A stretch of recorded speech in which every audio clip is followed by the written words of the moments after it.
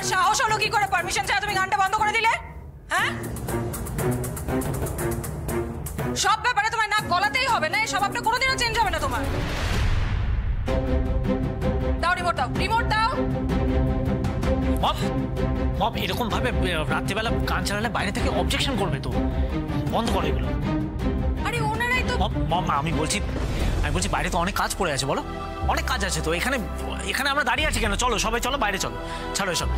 কাম্মা জেম্মা চলো, চলো মাটি চলো, চলো তাড়াতাড়ি চলো। মুকুল চল, কিছু আমরা মুকুল চল, বস চল চল বাইরে চল, বাইরে চল, চল মুকুল চল, বাইরে চল, বাইরে চল। ঠিক আছে তো?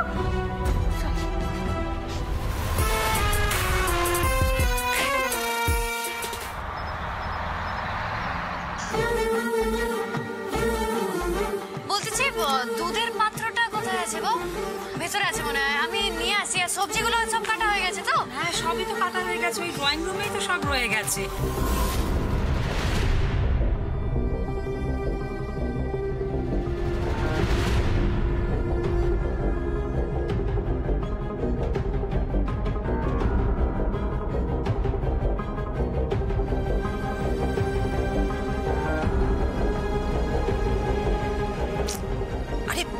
প্রপারলি তোলো, ফুলকি ওগুলো পড়ে রয়েছে, সবগুলো নাও।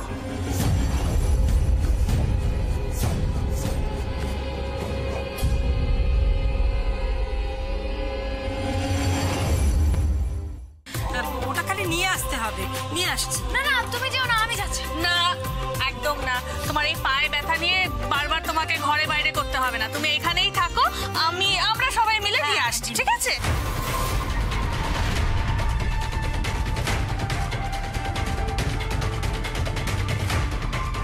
শুধু এখানে নয় মাটি, তোমার জন্য বাইরেও একটা দারুণ সারপ্রাইজ ওয়েট করছে।